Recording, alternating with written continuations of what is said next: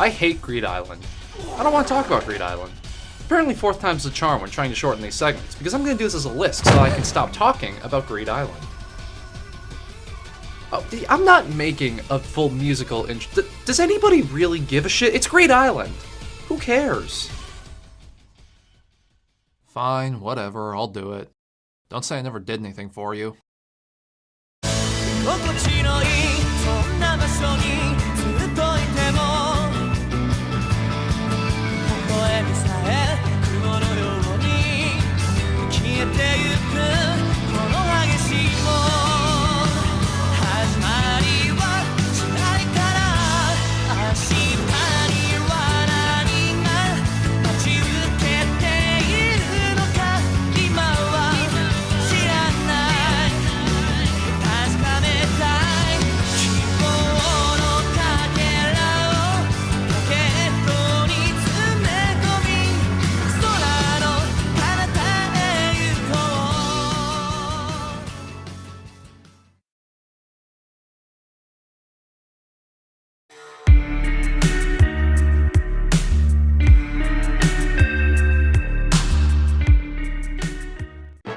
The concept.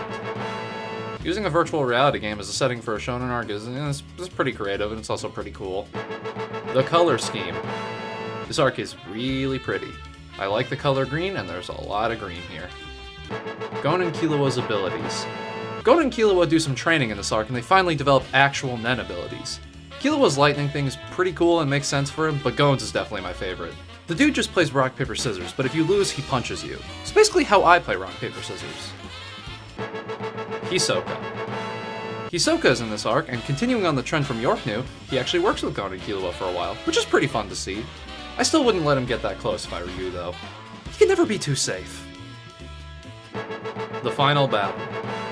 The final battle is pretty cool and pretty well animated. I mean, it's no Gon versus Hisoka or Kurapika versus Uvogin, but it does a good job of showing how far Gon and Killua have come since entering Greed Island.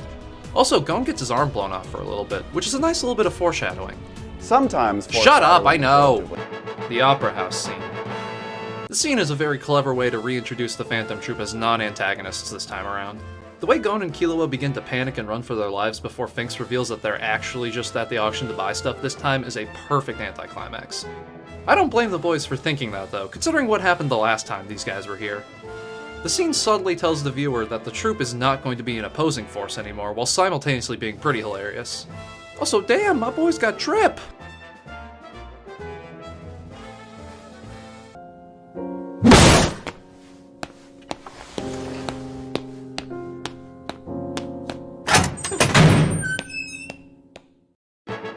Biscuit Kruger.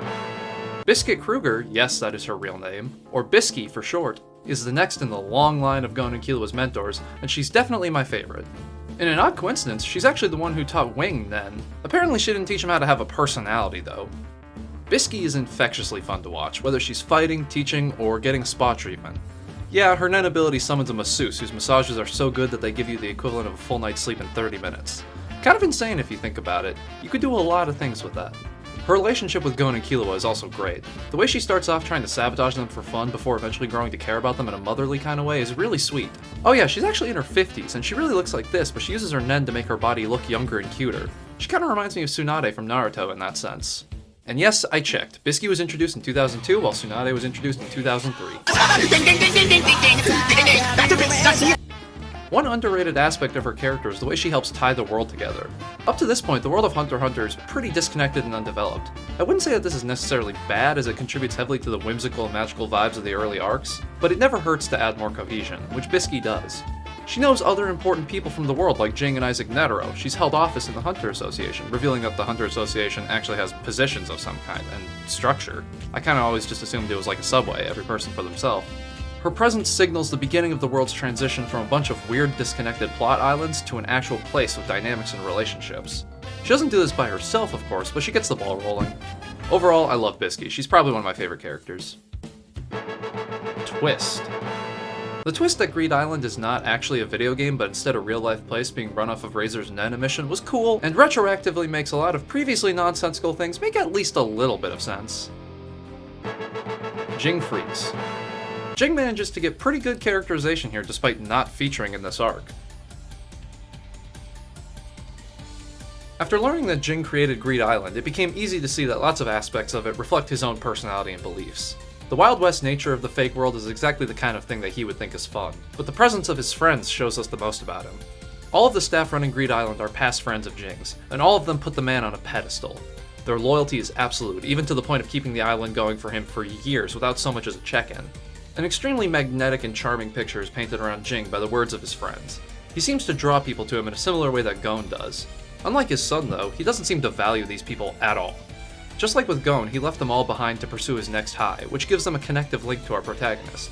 They view Jing in the same delusional light that he does, serving as a warning of how life can be wasted through loyalty to someone who doesn't return the favor. Unfortunately, neither Gon nor Killua learn that here. They're forced to learn it the hard way much later on.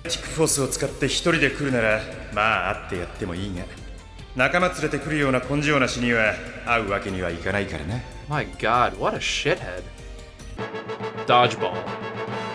There's a part of this arc where they play dodgeball, except the catch is that you can die.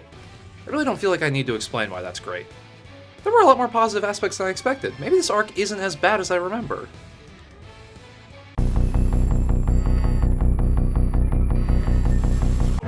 Dodgeball. They play dodgeball for 3 straight episodes. That is 60 straight minutes of dodgeball. How the hell did you manage to make a game of dodgeball slow-paced? It's literally about throwing balls at each other. Supporting cast. Each previous arc has had a wide and varied cast of supporting players within the story, all of whom were very memorable. In Greed Island, I remember that one of these guys is named Batera, but I don't remember which one. I remember this guy, kinda. There's about 1 million characters in Greed Island, but none of them have discernible personalities or important roles in the plot. The protagonists literally bring like 15 guys with them to the dodgeball match, but the only people who end up playing are Gon, Killua, Hisoka, and Bisky. Why do you even exist? There's one cool side character here, and his name is Razor. I like him, but canonically, he is never allowed to leave Greed Island, so if I want to see him again, I have to watch Greed Island. Phantom Troop. Surprised to see these guys in the negative section? I was too on my first viewing. I was initially hyped as hell when I finished York New and learned that the Phantom Troop would not only be back, but that they would be back in the next arc. As far as I was concerned, the troop were the golden touch. Everything they came into contact with instantly got better. Thinking about it now, my expectations were definitely too high, but I would have been disappointed regardless. None of these characters have anything to do with the main plot. They don't have anything to do with any plot, actually. They're literally here because Shalnark found a copy of Greed Island and decided to fuck around and find out. They never interact with Gon or Killua, and they don't even try to win the game. They're literally just here to be here. Even if their screen time is minimal, they still manage to drag the arc down by just adding scenes that don't contribute anything. Okay, I lied a bit earlier. They do have a reason to be on Greed Island, specifically to find a Nen exorcist that can remove the curse Kurapika placed on Chrollo. I wouldn't have that much of a problem with this side story if it actually meant something to the overarching story of the show, and Chrollo getting his Nen back should be important, right? Well, get this. The troop finds the Nen exorcist in Greed Island, but Chrollo doesn't get his Nen back in this arc. He also doesn't get it back in the next arc. Or the next arc. Or the next arc. Oh, but 4 arcs from now he gets his Nen back. Off screen. And I'm pretty sure this guy didn't do it. What was the point of all this? What's even more bewildering is that Togashi does the exact same thing in the next arc. He randomly gives the troop a side story at a place in the plot where they do not belong, taking attention away from the important shit. Except it's awesome there. So why is it so bad here? Also, look at the poster for a second. Why do they get so much space here if they're barely relevant? Oh, that's right! Marketing! Gon and Killua's character arcs. Greed Island is kind of a mini isekai anime within Hunter x Hunter. If you don't know what an isekai is, it's basically any story where the main character is reincarnated or transported to another world. Almost always a fantasy world of some sort. Normally, isekai are garbage. Sorry, isekai fans. The large majority are absurd power fantasies that see the main character being just plain better at everything than everyone else so the audience can feel good about themselves. Naturally, I was a bit wary when Togashi chose this direction, but Hunter x Hunter isn't garbage, so maybe it can make the concept work. In fact, the isekai structure of stupidly high power increases would actually work here, as this is mostly just a training arc for Gon and Killua anyways. I was right to think this. The isekai framework does lend itself pretty well to what Togashi wanted to accomplish here. The problem is that it utterly fails at emotional development in every single way. Gon and Killua do not develop as characters whatsoever during their time on Greed Island. They get new powers and they learn to punch good, but they are the exact same people coming out as they were going in. This is especially disappointing due to the fact that they also didn't get to develop at all in York New. It made sense there since it was Kurapika's story and they had already grown plenty during Heaven's Arena. It was actually probably a good idea to keep them in place for a little bit so the effects of their previous development could be demonstrated. But if you're going to shift focus back to them, there should be a reason for it, and there just isn't one here. This wouldn't be so bad if this arc were just a quick training pit stop, but... like, this arc is 66 chapters long in the manga and 17 episodes in the 2011 anime. Wait, how the hell is it 22 episodes in 1999? Regardless of what version you chose, this arc is entirely too long and there was nowhere near enough plot to fill it up. My guess is that this arc was originally supposed to be shorter, but Togashi was just really proud of the world he created and decided to extend our stay without really considering the consequences. This leaves Greed Island with a 9 or 10 episode long plot stretched across 17. The first 2/3 of the arc are dreadfully slow. The pacing and flow of important information is so bad that there's probably only 1 or 2 actually important scenes per episode. Oh, thank God for our Lord and Savior, Biscuit Christ, or I would never have made it to the end. Once you do get to the third act, the pacing gets much better and the action is pretty good. The problem is that the conflict only works on a physical level, because the first 2 acts completely fail in convincing the viewer that they should be invested in this struggle. And a large part of the blame for that rests solidly on the shoulders of... Gendu? Methu? Bantu? Who? Hunter x Hunter are some of the best villains in anime and manga, as well as in all of fiction. I'm being serious, I'm not joking. One of the villains that this video hasn't reached yet is so good that I would confidently call him the best of all time. The antagonist roster in this series is so stacked that it's just plain unfair.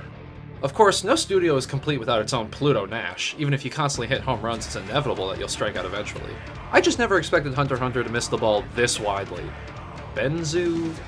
Dentu? Genthru! I got it! I hate Genthru. He's easily the worst villain in the series.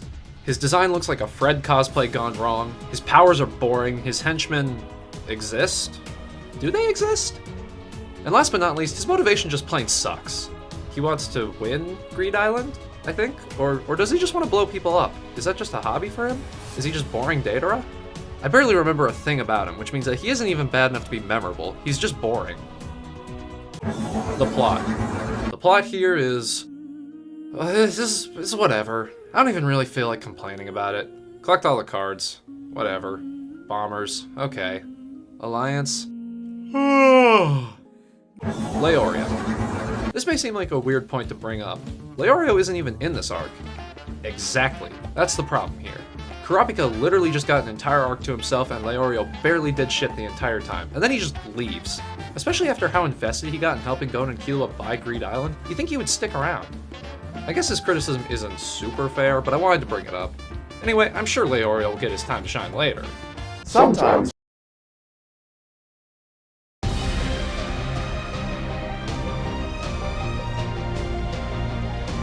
Oh god, was this section even any shorter than the previous ones? Was it? I just have to accept it. Long-windedness is my cross to bear. Despite my many issues with Greed Island and the fact that it almost caused me to quit the show, I do like how it ends and transitions into the next arc, which, can we just move on already? I really don't want to be here anymore.